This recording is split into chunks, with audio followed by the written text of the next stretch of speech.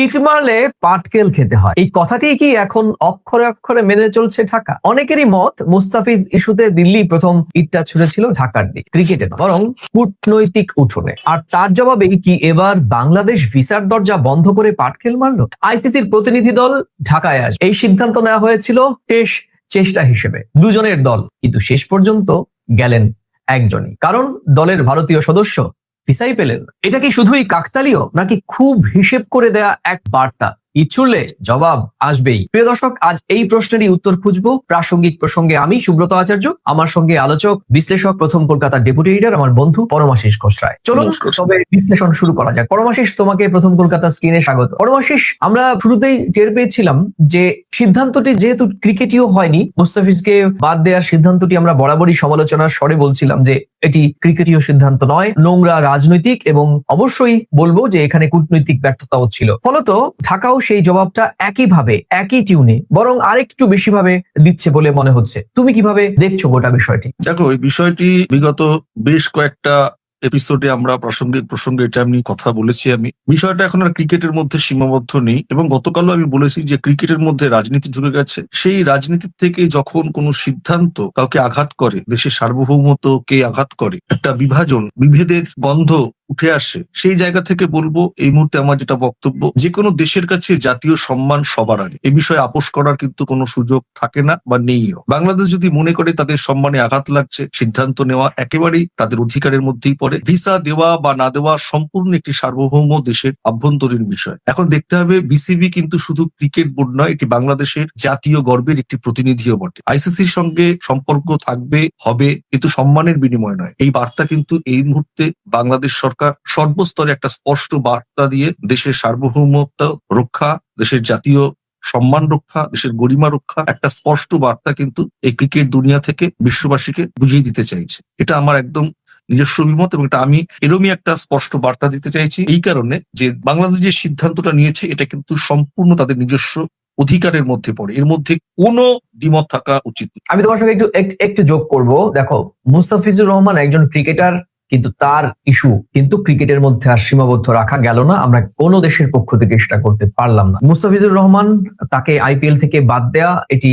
একটা রাজনৈতিক চাপ না কূটনৈতিক চাপ, সেটা কিন্তু বোঝা গেল না। সব মিলিয়ে বাংলাদেশ এই গোটা বিষয়টিকে মনে করছে যে তাদেরকে চরম অবমাননা কিংবা তাদেরকে পাত্তা না দেওয়া। ঢাকার একাংশ এটা তো ভীষণভাবে বিশ্বাস করে যে ভারত ক্রিকেটকে ঢাল বানিয়েছে, কূটনৈতিক প্রভাব একটা খাটানোর একটা মরিয়া প্রয়াসও সেখানে প্রতীয়মান হয়েছে। আর সেখান থেকেই মূলত জন্ম নিয়েছে এক ধরনের ক্ষোভ, আর এই ক্ষোভ কার্যত এখন এই ভিসা পর্যন্ত গড়িয়েছে। আর না হলে দুই সদস্যের এই প্রতিনিধি দলের একজন সম্ভবত ব্রিটিশ নাগরিক, তাকে যথাসময়ে ভিসা দেওয়া হলো, কিন্তু একজন আইসিসি কর্মকর্তা যিনি ভারতীয় নাগরিক, তিনি কিন্তু এখনো পর্যন্ত ভিসা পাননি।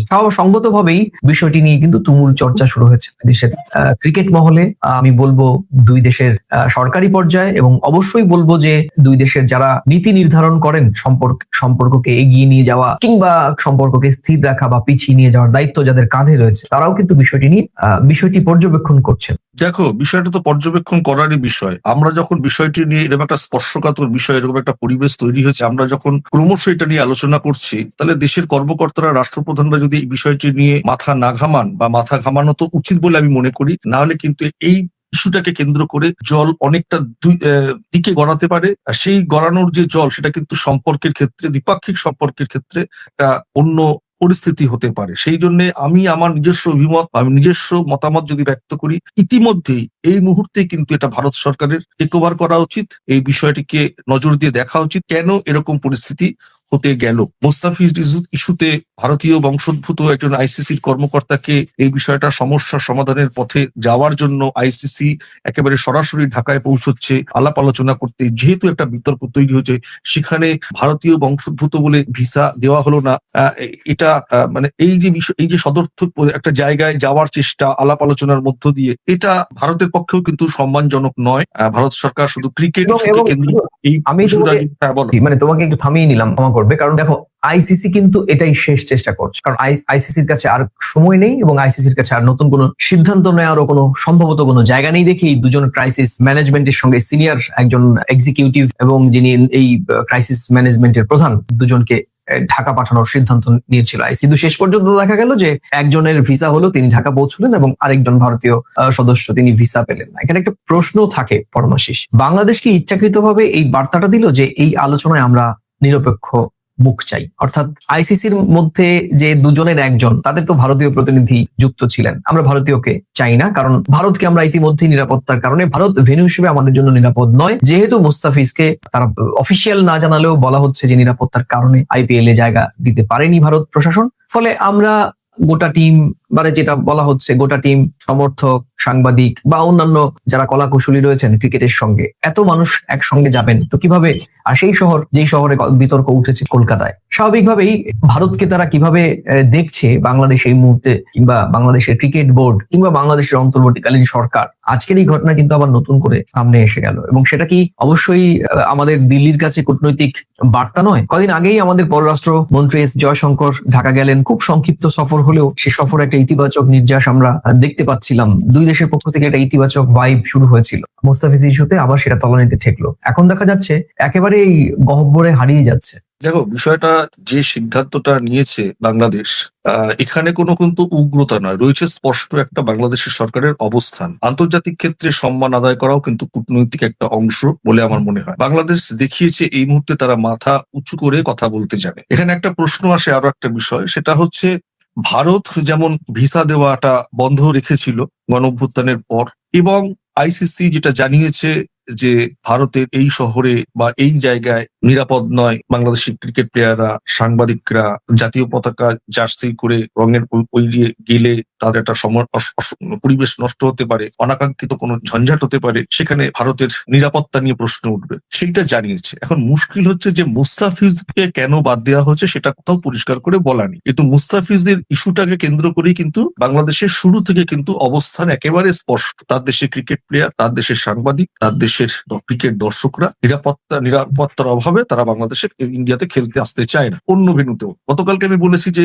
মেসিকে কেন্দ্র করে যে ঘটনা ঘটেছে, সেই জায়গা থেকে যদি আইসিসি মনে করে যে কলকাতা শহর নিরাপদ নয়, তাহলে কলকাতাতে যদি হিন্দুত্ববাদী সংগঠন বেশি প্রভাব বিস্তার করতে পারে, তাহলে বাঙালিরা, বাংলা ভাষাভাষী বা মুসলিম মানুষরা অন্য রাষ্ট্রে কেন, অন্য রাজ্যে কেন মার খাচ্ছে, খুন হয়ে যাচ্ছে, গণপিটুনি হচ্ছে? এরকম ঘটনা এই ঝাড়খণ্ডেও হয়েছে, আজকেও, গতকাল থেকে, গত পরশুদিন থেকে পশ্চিমবঙ্গের মুর্শিদাবাদ জেলা বেলডাঙ্গা একেবারে অশান্ত, সেখানে সাংবাদিক নিগ্রহের ঘটনাও ঘটেছে। এখন প্রশ্ন হচ্ছে যে কূটনৈতিক বার্তা যেমন স্পষ্ট, দু দেশের, মানে বাংলাদেশ সরকার কিন্তু সরাসরি ইনভলভ হয়ে গেছে, ভারত সরকার সরাসরি এখনো ইনভলভ হয়েছে কিনা সেখানে এখনো কোনো স্পষ্ট বার্তা নেই, কিন্তু ভারত সরকার সবসময় স্পষ্ট বার্তা দিচ্ছে বাংলাদেশের সঙ্গে দ্বিপাক্ষিক সম্পর্কের উন্নতিতে দৃষ্টিভঙ্গি সময়ের সঙ্গে পট পরিবর্তন করে দৃষ্টিভঙ্গির যে চেঞ্জ হয়েছে তার বাস্তবতাও কিন্তু আমরা পরিলক্ষিত হয়েছে। আমি গত 16 মাসের কথাই বলব, পরপর অতি সম্প্রতির বেশ কিছু ঘটনা আমরা সেটা জানি বা আমরা বলেছি। কিন্তু এখানে দেখতে হবে, যেহেতু একটা বিদ্বেষমূলক পরিবেশের কারণে মনে হচ্ছে যেন রাজনীতির গন্ধ বা বিদ্বেষমূলক পরিস্থিতির কারণে, এমনও তো হতে পারে যে নিরাপত্তার কারণে ভারতীয় বংশোদ্ভূত ওই কূটনীতিককে, মানে আইসিসির কর্মকর্তাকে ভিসা দেওয়া হয়। কে বলতে পারে? আমার যদি তোমার উপরে ক্ষোভ থাকে, তোমার আমার উপরে ক্ষোভ থাকবে না? এটাও তো হতে পারে। এটাও একটা কূটনৈতিক বার্তা যে তুমি যেমন নিরাপত্তার কারণে আমাকে যেতে বারণ করছো, এই জায়গায় আসতে বারণ করছো, আমিও নিরাপত্তার কারণে অন্য লোকেরা আসুক। কিন্তু এইবারে বিষয়টা তো এটা ঘটনা যে তারা তো একেবারে অন্য কাউকে ভিসা দেয়নি, তারা আলোচনায় আসতে চায় ভারতীয় বংশোদ্ভূত, নিরাপত্তার কারণে হতে পারে। আর আইসিসি বা বিসিসিআই, তুমি জানো যে জয় সাহা ভারতের স্বরাষ্ট্রমন্ত্রীর ছেলে, তারা তো পুরোপুরি উপেক্ষা করছে না আইসিসির সঙ্গে আলোচনা করতে, তারা ক্রিকেট খেলতে চায়। কিন্তু এই মুহূর্তে যে পরিস্থিতির সূত্র হয়েছে ভারতের মাটি থেকে, বিসিসিআই কে কেন্দ্র করে, সেই জায়গায় একটা নিরাপত্তার প্রশ্নে তোমার ওখানে যদি আমি নিরাপত্তা না পাই, আমার এখানেও তোমার নিরাপত্তার একটা ক্ষোভের, বিদ্বেষের জায়গা থেকে নিরাপত্তার অভাব হতে পারে। 1, 2, আমি তো খেলতে চাইছি না তা না, তুমি আসলে তোমার নিরাপত্তা বিঘ্নিত হতে পারে, সেই জন্য তোমাকে আমি ভিসা দিলাম। আমি যদি বলতে পারি আপনার আমার এখানে আসলে নিরাপত্তা বিঘ্নিত হতে পারে, তাতে আমাদের সম্পর্কের অবনতি হবে, আমি যদি কথা বলতে পারি, তুমি কেন সে কথা বলতে পারবে না? দুচোখ দিয়ে দেখতে হবে এই জিনিসটাকে। বেশ, কিন্তু প্রশ্ন কিন্তু আরেকটা রয়েছে। দেখো, এই যে ক্রাইসিস ম্যানেজমেন্টের দুজন সদস্য, ঝানু চৌকস সদস্য, তারা অতীতেও বিভিন্ন সময় এইভাবেই জোট বেঁধে কাজ করতেন। এখন প্রশ্ন হচ্ছে যে যিনি এখন এই মুহূর্তে ঢাকা পৌঁছেছেন, সেই অ্যান্ড্রু অ্যাভগ্রেড, তিনি একজন পেশাদার নিরাপত্তা বোঝেন এবং কাগজে কলমে বাস্তবেও তিনি নিশ্চয়তা দিতে পারেন, তার সেই ক্ষমতা আছে। এখন তো মানে সংকটটা কি শুধু নিরাপত্তায় নাকি আস্থার? এই যে আস্থার সংকট, কারণ বাংলাদেশের বক্তব্য এই মুহূর্তে যে আমরা শুধু সিকিউরিটি চাই তা নয়, আমরা কিন্তু সম্মানও চাই। তুমি যেটা বারবার বলছিলে, আমরাও যেটা একেবারে নিরপেক্ষ দৃষ্টি থেকে, নিরপেক্ষ বলে আসলে কিছু নেই, আমরা ক্রিকেটীয় পক্ষে কথা বলছি। এক্ষেত্রে হয়তো কখনো কখনো আমাদের নিজের ভারতীয় ক্রিকেট বোর্ড বা আইসিসি কিংবা আমাদের ভারতীয় প্রশাসনকেও আমরা সমালোচনায় রাখছি, কিন্তু যদি ক্রিকেটীয় দৃষ্টিভঙ্গি থেকে বিষয়টি আমরা দেখি, সেটা তো অবশ্যই মুস্তাফিজকে বাদ দেওয়ার ফলে বাংলাদেশের মানুষ তারা ভেবেছেন যে তাদের সম্মানেও আঘাত করেছে, সেটা বাস্তবতা। এই বড় একটা ফ্যাক্টর যেখানে ইমোশনাল একটা ক্রাইসিস জড়িয়ে রয়েছে, সেখানে এই ক্রাইসিস ম্যানেজার অ্যান্ড্রু অ্যাভগ্রেড তিনি একা কতটা সামাল দিতে পারবেন? না, এখানে বিষয়টা তিনি একা কতটা সামাল দিতে পারবে তা না, উনি তো প্রতিনিধি হয়ে গেছে। জয়শঙ্কর যখন তারেক রহমান সাহেবের কাছে গেছিলেন তার মার পরলোকগত হওয়ার পরে প্রধানমন্ত্রীর শোকবার্তা নিয়ে, সে তো 140 কোটি মানুষের বার্তা নিয়ে পৌঁছেছিলেন। যিনি গেছেন প্রতিনিধি আইসিসির, তিনি তো আইসিসির সকলের প্রতিনিধি হয়ে গেছে। তার একার মাথা থেকে বুদ্ধি বেরোবে আর উনি কথা বলবেন তা তো না, সবটাই সংযোগ করে কথা বলবে, যোগাযোগ রেখে কথা বলবে আমার ধারণা।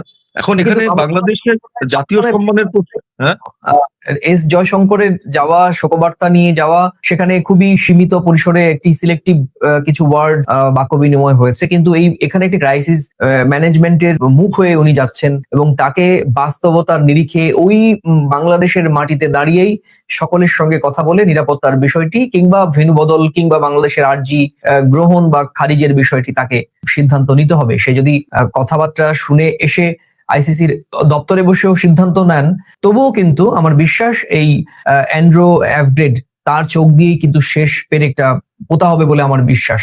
এবং সেখানে ওই ভারতীয় আইসিসির যে আরেকজন ক্রাইসিস ম্যানেজার, যার নাম যদিও এখনো প্রকাশ করা হয়নি, তিনি থাকলে বিষয়টি আরো আমার মনে হয়, কারণ ভারত এবং বাংলাদেশের মানুষের মধ্যে যে ম্যাচ, যে আন্ডারস্ট্যান্ডিংটা রয়েছে, সেখানে আমার মনে হয় বডি ল্যাঙ্গুয়েজ, ভাষাগত দিক থেকে অনেক কিছু বুঝবার জায়গা ছিল আর কি। আমার বিশ্বাস কারণ ভারতীয় যেহেতু পাঠিয়েছে, তাহলে হয়তো বাঙালি কাউকেই হয়তো আমার বিশ্বাস এই প্রতিনিধি দলে রাখা কথা, যদি ভুল না হয়। আমি এটা সম্ভাবনার কথা বলছি আর কি। দেখো, কোনো কিছু হওয়ার আগে, কোনো কিছু ঘটার আগে, কোনো আলোচনায় বসার আগে একটা আগে থেকে স্পেকুলেশন করা হয়, ধরে নেওয়া যেতে পারে বা গন্ধ পাওয়া যায়। এই আলোচনায় বসার আগে, আলোচনা শুরু হওয়ার আগে, এই যে নতুন একটা বার্তা ভারতীয় বংশোদ্ভূতকে ভিসা দেওয়া হয়নি, এর বিভিন্ন দিক থাকতে পারে। তার নিরাপত্তার কারণ থাকতে পারে, তাদের স্বাভিমানের কথা, গরিমার কথা, তারা যে পরিমাণে আঘাতপ্রাপ্ত হয়েছে সেটা তাদের ফিরিয়ে দেওয়া, এটা একটা হতে পারে। আর উনি সশরীরে যায়নি, ওনার এই না যাওয়াটাই এখন একটা কূটনৈতিক বার্তা হয়ে গেছে, ভিসা না দেওয়া। এটা একটা অন্য ইস্যু নতুন করে দাঁড়া। বিষয়টা হচ্ছে, যিনি রয়েছেন, যিনি গেছেন কথা বলতে, তো ওখানে বসেই সিদ্ধান্ত দেবেন না। তিনি আইসিসির কতগুলো প্রস্তাব উনি দিতে পারেন, সেই প্রস্তাব ওরা গৃহীত হয় কিনা সেটা আলোচনা সাপেক্ষে বেরিয়ে আসবে। ফিরে এসে এই এক আলোচনাতে যেটা শেষ হবে তা না, কিন্তু একটা সিদ্ধান্তে, আলোচনায় বসার আগেই কিন্তু একটা সিদ্ধান্তের বার্তা বাংলাদেশ দিয়ে দিয়েছে। কেন দিয়েছে এটা কিন্তু হালকাভাবে দেখার বিষয় না। জাতীয় সম্মানের প্রশ্নে কোনো দেশই হালকা সিদ্ধান্ত নিতে পারে না। বাংলাদেশ এখানে কারো বিরুদ্ধে নয়, নিজের পক্ষে দাঁড়িয়েছে, এটা কিন্তু মনে রাখতে হবে। বিসিবির সিদ্ধান্তে রাজনৈতিক চাপ নয়, আত্মসম্মানের ভাবনাটাই কিন্তু এখানে মুখ্য। সেই জন্য বাংলাদেশ সরকার এই সিদ্ধান্তটা নিয়েছে। আচ্ছা, আমি তোমার সঙ্গে একটু যোগ করে দুই পক্ষকে আমরা যদি একটু পাশাপাশি দাঁড় করাই, যে বাংলাদেশ কি চাইছে আর আইসিসি কোথায় আটকে রয়েছে। দেখো, বাংলাদেশ বলছে বর্তমান রাজনৈতিক বাস্তবতায় ঝুঁকি রয়েছে, খেলোয়াড় ও স্টাফদের নিরাপত্তা নিয়ে তাদের মধ্যে আশঙ্কা তৈরি হয়েছে, প্রয়োজনে ম্যাচ অন্য দেশে নেওয়া হোক, অর্থাৎ শ্রীলঙ্কাকেই নেওয়া হোক। অন্যদিকে আইসিসি উল্টো বলছে সূচি বদলালে বড় আর্থিক ক্ষতি হবে, আয়োজক দেশের ভাবমূর্তি প্রশ্নের মুখে পড়বে, টুর্নামেন্টের বিশ্বাসযোগ্য চরম ঝুঁকিতে পড়বে। মূলত এই আইসিসির যে তিনটে দাবি, বাংলাদেশের পক্ষ থেকে যে তিনটে বক্তব্য, এই তিনটে বক্তব্য দাবি কি সাংঘর্ষিক নয়? কেন বলছি, বাংলাদেশ যে আজকে বলছে যে খেলোয়াড় ও স্টাফদের নিরাপত্তার আশঙ্কা, আমরা বলছি আয়োজক দেশের ভাবমূর্তি প্রশ্নের মুখে পড়বে। তাহলে ভাবমূর্তি প্রশ্নের মুখে পড়বে যখন আমরা বলছি, মানে আইসিসি অর্থাৎ আমরা, জয়শা, তাহলে আমরা যখন সিদ্ধান্ত নিলাম মুস্তাফিজুর রহমানকে বাদ দেওয়ার, তখন কি আমরা ভাবিনি যে একজন বাংলাদেশি ক্রিকেটার, আমরা বাংলাদেশি কথাটা বাদই দিলাম, একজন ক্রিকেটারকে বাইরের দেশ থেকে আনা হলো, তাকে নিলামে তোলা হলো, তাকে সর্বোচ্চ পেমেন্ট দিয়ে নেওয়া হলো এবং তারপর তাকে বাদ দেওয়া হলো এবং কোন ধরনের যৌক্তিক কারণ ছাড়াই। এবং কোন দেশটি, তুমি আমাকে বলো আয়োজকরা কি প্রশ্নের মুখে পড়েনি? আমি সেটাই তো বললাম। তাহলে আজকে ভেন্যু চেঞ্জ হলে যদি প্রশ্নের মুখে পড়ে, আর্থিক ক্ষতি হয়, ব্যবস্থাপনায় যদি প্রশ্ন ওঠে, তাহলে আয়োজক বা ব্যবস্থাপক যারা, তারা কি প্রশ্নের মুখে পড়েনি মুস্তাফিজুরকে বাদ দিয়ে? আজকে বাংলাদেশ এই অবস্থানে কেন গেল? আজকে আজকে হ্যাঁ, তোমার কাছে আমি সেটাই বলবো। আরেকটু আমি আজকে যে কথাগুলো আইসিসির পক্ষ থেকে বলা হচ্ছে, আইসিসি বলতে জয়সার পক্ষ থেকে বলা হচ্ছে যে সূচি বদলে গেলে বড় আর্থিক ক্ষতি হবে। মনে ছিল না তখন আয়োজক দেশের ভাবমূর্তি প্রশ্নের মুখে পড়বে? মনে তো তখন পড়া উচিত ছিল যখন এই নিরাপত্তার প্রশ্নে, আমি তো গতকালকেও বলেছি, নিরাপত্তার প্রশ্নে যদি এই ঘটনাটা হয়, এটা তো সম্মানের সঙ্গে ভারত সরকার ডিরেক্ট জানাতে পারতো যে আমরা এই মুহূর্তে বাংলাদেশের ক্রিকেটারদের এখানে আসাটা নিরাপদ নয় বলে আমরা মনে করছি। আরে সেটা নিলামের আগে এটা সম্মানের সঙ্গে বলা যেতে পারতো। নিলাম তো আর 6 মাস আগে হয়নি, নিলাম তো 1.5 মাস আগে হয়েছে। তখন একেবারেই পরিষ্কার করে বলে দেওয়া যেত যে নিলামে বাংলাদেশি প্লেয়ারদের আনা যাবে না, পরিষ্কার। বাদ দিয়ে নিরাপত্তা ডিসিশন নেওয়া। আর এখন আমি ধরে নিচ্ছি মুস্তাফিজুরের নিরাপত্তার কারণেই বাদ দেওয়া আছে। আমি যদি ধরে নিই, সরাসরি বিসিবি প্রস্তাব দিত বিসিবিকে যে এরকম একটা সিচুয়েশন আসতে যাচ্ছে, আমরা চুক্তি করেছিলাম, কিন্তু এই মুহূর্তে আমরা মনে করছি ওর মতন একটা সর্বোচ্চ মানের খেলোয়াড়, তার নিরাপত্তাটাও আমাদের কাছে ঝুঁকির প্রশ্ন মনে হচ্ছে। আপনারাই বলুন, আলোচনায় সব সমাধানের সমস্যা হয়, আমি ওকে দোষারোপ করছি না, কিন্তু ঘটনাটা কিন্তু ঘটে গেছে। এই ঘটনাটার কিভাবে সমাধান সূত্র বেরোবে, উভয় পক্ষকে সিদ্ধান্ত নিতে হবে। ক্রিকেট গৌরবের জন্য, ক্রিকেটের জন্য যে জিনিস, যে অবস্থান, যে পরিবেশ সম্পর্ককে মেলাতে পারে, সেটা হচ্ছে ক্রিকেট, শিক্ষা, সংস্কৃতি। এর বিরুদ্ধে আমাদের রুখে দাঁড়াতে হবে এমনকি যাতে কোনোভাবে সম্পর্কে বিঘ্নিত না হয়। আমি দুদেশের রাষ্ট্রপ্রধানদেরই বলবো, অনুরোধ করব যে এই সমস্যার আশু সমাধান প্রয়োজন, নাহলে কিন্তু দ্বিপাক্ষিক সম্পর্ক, বিশেষ করে গোটা দুনিয়ার সঙ্গে ভারতের যা সম্পর্ক, বাংলাদেশের সঙ্গে কিন্তু ভৌগোলিক ঐতিহাসিক সম্পর্ক, এই সম্পর্ক যে জায়গায় যাচ্ছে, এই ক্রিকেট ব্যবস্থাপক সংস্থারা যে আয়োজন করেছে, যে সিদ্ধান্ত নিয়েছিল, সেই সিদ্ধান্তের ফলে যে পরিস্থিতির অবতারণা ঘটছে, সেটা কিন্তু মোটেই ভালো নয়, মন্দের দিকে কিন্তু এগোচ্ছে। একদমই তাই। দেখো আজকে যে ভিসা বন্ধ বা ভিসা না দেওয়ার ঘটনাটি খুব হালকা করে দেখার কোনো কারণ নেই। আমরা যেহেতু দুই দেশের সম্পর্ক নিয়ে কাজ করি, আমরা দেখেছি গত 1.5-2 বছর ধরে কি পরিমাণ সম্পর্কে চড়াই উতরাই যাচ্ছে এবং বিশ্বাসযোগ্যতার ক্ষেত্রে কত বড় সড় রোজকার প্রশ্ন তৈরি হচ্ছে একটার উত্তর মীমাংসায় যাচ্ছে তো আরো 5টা প্রশ্ন আসছে। তো স্বাভাবিকভাবেই এই যে আজকে সবশেষ বক্তব্যটি বা সবশেষ অবস্থান, যদিও সরকারিভাবে কিন্তু এখনো পর্যন্ত আমরা যে আলোচনা করছি, সরকারি তরফে কিন্তু কোনো স্বীকার করা হয়নি, বাংলাদেশ সরকারের পক্ষ থেকে কোনো ধরনের অফিসিয়াল স্টেটমেন্ট দেওয়া হয়নি যে আইসিসির ভারতীয় প্রতিনিধি দলকে তারা ভিসা দেয়নি বা কোন শর্তে ভিসা দেয়নি, কিংবা তার ভিসা ফাইলিং এর ক্ষেত্রে কোনো কাগজপত্রের গন্ডগোল ছিল কিনা। স্বাভাবিকভাবেই অনেকগুলো ক্লজ থাকে, অনেকগুলো ফর্মের অনেকগুলো নোটস থাকে যেগুলো ফাইল করতে হয়, সেই ফাইলের কোনো লিগ্যাল কোনো গ্রাউন্ড রয়েছে কিনা, সিকিউরিটি কোনো গ্রাউন্ড রয়েছে কিনা, সে সমস্ত বিষয়ে এখনো পর্যন্ত কোনো রকমের স্টেটমেন্ট আমরা ঢাকার পক্ষ থেকে পাইনি। আবার অন্যদিকে ভারতের পক্ষ থেকেও কিন্তু সরাসরি সরকারিভাবে আমাদের কাছে এই তথ্যটি নেই যে আইসিসির ভারতীয় প্রতিনিধিকে দেওয়া হয়নি। সবই কিন্তু আমরা আলোচনা করছি বিভিন্ন গণমাধ্যম এবং অবশ্যই দায়িত্বশীল গণমাধ্যমের পক্ষ থেকে। যেমন এনডিটিভি আবার কোট করেছে বাংলাদেশ bdnews24.com, একটি বাংলা অনলাইন পত্রিকা, ডেইলি অনলাইন ডিজিটাল প্ল্যাটফর্ম, খুবই প্রভাবশালী বাংলাদেশের বিশ্বাসযোগ্য ডিজিটাল সংবাদ মাধ্যম। তো এই সমস্ত সংবাদ মাধ্যমে দায়িত্বশীল সূত্র থেকেই আসা খবরটি যখন সামনে এসেছে, স্বাভাবিকভাবেই এখন আমরা মনে করছি যে এই ভিসা বন্ধ করে রাখা বা ভিসা না দেওয়া দিল্লির কাছে একটি বড় কূটনৈতিক বার্তা, এবং নিঃসন্দেহে এর পরিণতি কিন্তু আমার মনে হয় যে অনেক কূটনৈতিক ভাবে আরো বড়সড় আমাদের ফল দেখতে হবে, হয়তো হতে পারে। তুমি কিভাবে দেখছো? আদৌ কি বাংলাদেশ খেলবে না এই বিশ্বকাপে? এই টি-20 বিশ্বকাপ কার্যত বাংলাদেশ বয়কটের পথেই এগোবে? খুব সংক্ষেপে যদি বলো। দেখো, পরিস্থিতি যেদিকে যাচ্ছে, যদি সকলে মিলে সম্মিলিতভাবে দুদেশের রাষ্ট্রপ্রধানরা না কথা বলে, বাংলাদেশ অলরেডি সরকার ইনভলভ হয়ে গেছে ভারত সরকারের তরফ থেকে। আমি মাননীয় প্রধানমন্ত্রী, আমাদের বিদেশমন্ত্রী ডক্টর জয়শঙ্কর, আমি এনাদের ইনভলভমেন্ট আশা করব মানে আমি অনুরোধ করব যে ভারত বাংলাদেশের সম্পর্কে যে ভারত সরকার প্রথম থেকেই তাদের অবস্থান স্পষ্ট করেছে, সেই স্পষ্ট অবস্থান থেকে বোঝা যায় ভারত বাংলাদেশের পাশে আছে, সম্পর্কের নিরিখে তারা একত্রিতভাবে আগামীতে এগিয়ে কাজ করতে চায়। সেই দৃষ্টিভঙ্গি ইতিমধ্যে বিদেশ মন্ত্রকের তরফ থেকে বহুবার বলা হয়েছে। সেই জায়গা থেকে আমি ভারতীয় নাগরিক হিসেবে, ক্রিকেট প্রেমী হিসেবে, একজন সাংবাদিক হিসেবে আমি ভারত সরকারের কাছে অনুরোধ করব, এই সমস্যার সমাধানের জন্য আপনারা সদর্থক ভূমিকা নিন। বিসিবি কে, আইসিসি কে আপনারা অনুরোধ করুন, আপনাদের ইনভলভমেন্ট হলেই আমার মনে হয় এই সমস্যার সমাধান হবে।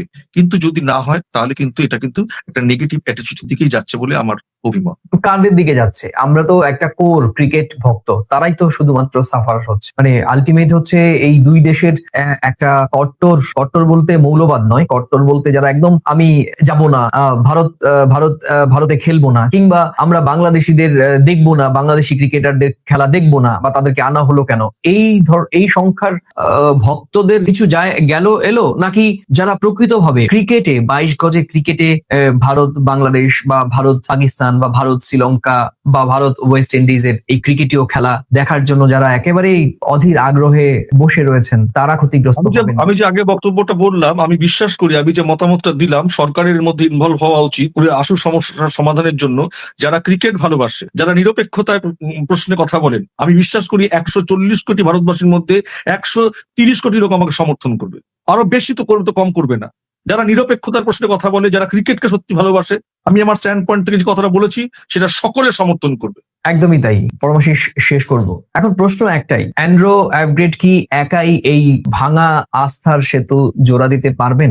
বাংলাদেশ কি শেষ পর্যন্ত রাজি হবে ভারতের কোনো ভেন্যুতে খেলার, নাকি এই ভিসার ঘটনা ভারত বাংলাদেশ সম্পর্কে আরো বড় সংঘাতের ইঙ্গিত? আজকের প্রাসঙ্গিক প্রসঙ্গে আমরা সেই প্রশ্নটি আপনাদের সামনে রেখে গেলাম। প্রিয় দর্শক, আজ এ পর্যন্তই। আবার দেখা হবে নতুন কোনো প্রাসঙ্গিক প্রসঙ্গের বিষয় নিয়ে। প্রিয় দর্শক, এই ভিডিওর কোন অংশের সঙ্গে আপনি সহমত বা পুরো ভিডিওর সঙ্গে আপনি ভিন্ন মত কিনা প্রতিদিনকার মতো মন্তব্যের কলমে লিখে জানাতে পারেন। আর এই ভিডিওটি ভালো লাগলে নিজেদের মাঝে শেয়ার করতে পারেন। আর আজ এই চ্যানেলে নতুন এলে পুরনো ভিডিও দেখে চ্যানেলটি ভালো লাগলে চ্যানেলটি লাইক বা সাবস্ক্রাইব করতে পারেন। প্রতিদিনকার মতো আমাদের ভিডিও নিয়ম করে প্রথমে ইউটিউব এবং পরে ফেসবুকে আপলোড করা হয়। দেখার আমন্ত্রণ রইল। তাহলে আজ এই পর্যন্তই, আবার দেখা হবে। নমস্কার।